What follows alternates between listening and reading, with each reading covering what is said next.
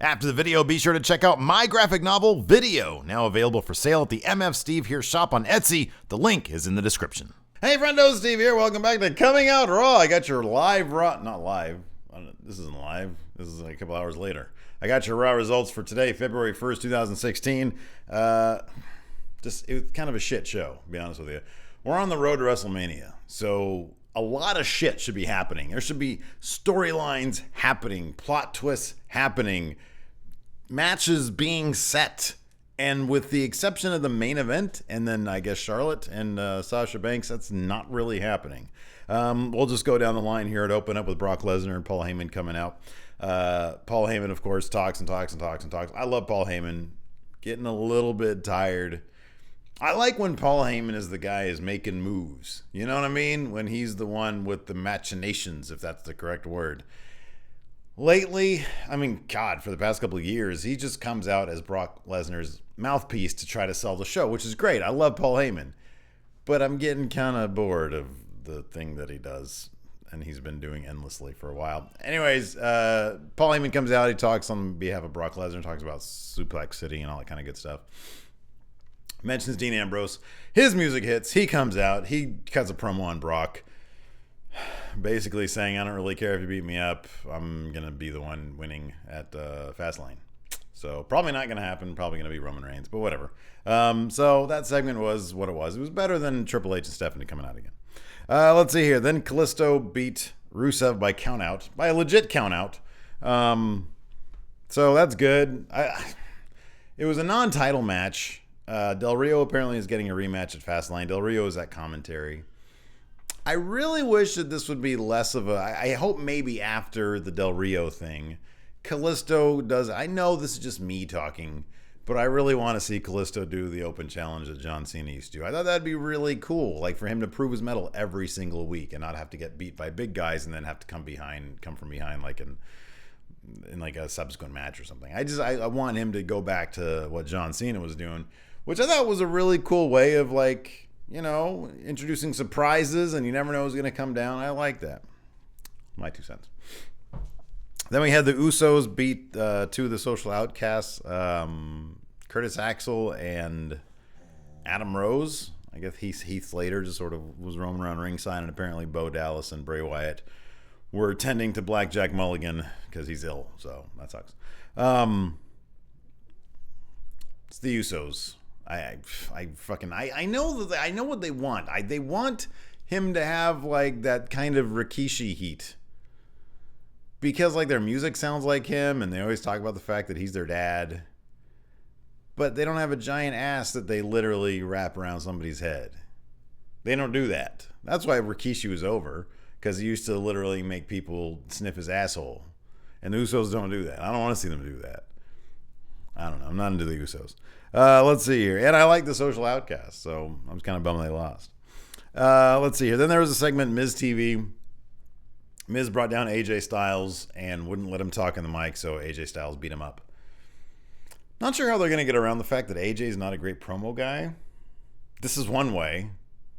I'm not sure how long they can make that last and keep people interested in AJ Styles.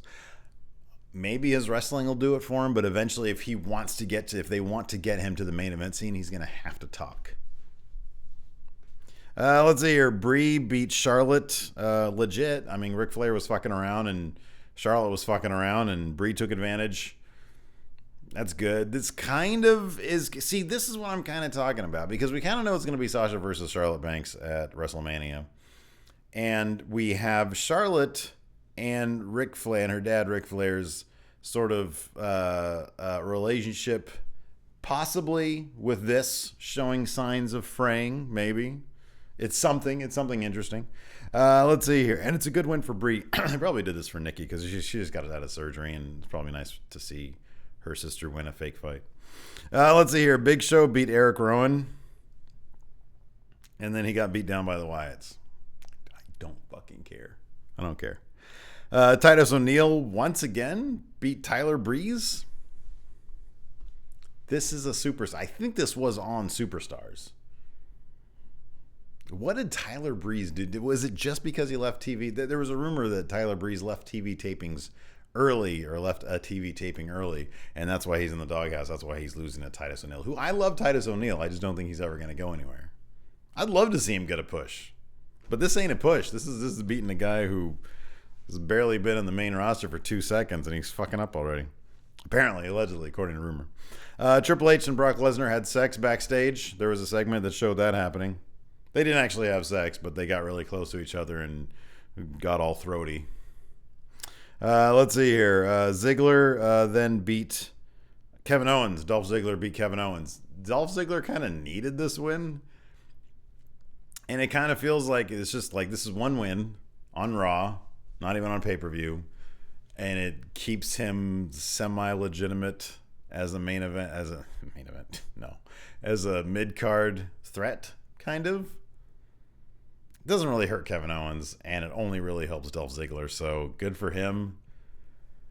He needs to get to the main event scene quick, because Dolph Ziggler is just not cutting it.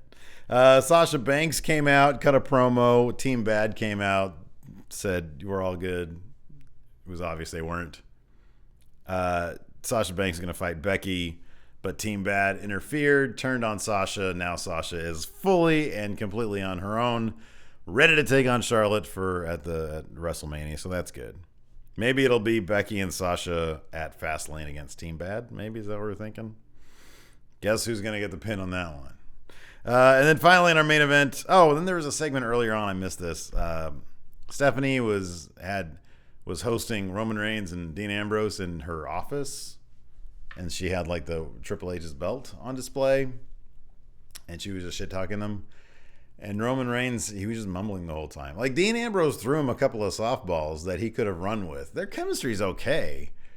But Roman Reigns, just, you can tell, it's weird. Like, when he doesn't have the belt, he's just, like, nervous because he thinks that maybe they're going to de-push him or something. I don't know. Maybe he's like, oh, shit, man. Fucking Ambrose is probably going to win this thing at Fastlane. Yeah, he's just mumbling through this thing. Steph. Okay, man, speak up. Articulate. How now, brown cow. Anyways, in the main event, Dean Ambrose and Roman Reigns beat the New Day. I'm glad they used the New Day in the main event scene. That's cool. Brock Lesnar came down after that. My attitude right now is very much my attitude about Raw tonight. Usually everybody else is like, fucking Raw's 3 hours? Why is fucking Raw? It's so boring. I never watch it. Bleh. And I'm like, you know what? Fuck it. What else am I doing on a Monday night? It's entertaining. It lets me keep up with what's going on. Fuck it. I'll watch it. And tonight I was not into it at all. Maybe I was just watching too much wrestling lately. I actually, for like 22, 23 minutes of the show, I was watching a 20-minute Scott Steiner compilation of his unscripted, uncensored promos. That guy used to drop the F-bomb on fucking Nitro and Thunder like it was nobody's business. He did not give a shit. He did not care. Got me thinking Scott Steiner might have been the best promo guy ever in the history of wrestling, because this guy did not give a shit. I swear to God. Out of all the wrestlers out there who you kind of think might have thought it was real, he's like at the top of the mountain, so to speak. Anyways, that's coming out Raw. Be sure to check out Going In Raw tomorrow, or Tuesday night. That is tomorrow if you're watching this Monday night. Tuesday night, me and Larson, we're going to recap Raw, get his thoughts on it, and then we'll talk about where we're going in terms of Fastlane, and then I got a Kayfabe Corner, so it should be a lot of fun. So check out Going In Raw tomorrow. It's Tuesday night, and we'll talk to you guys later.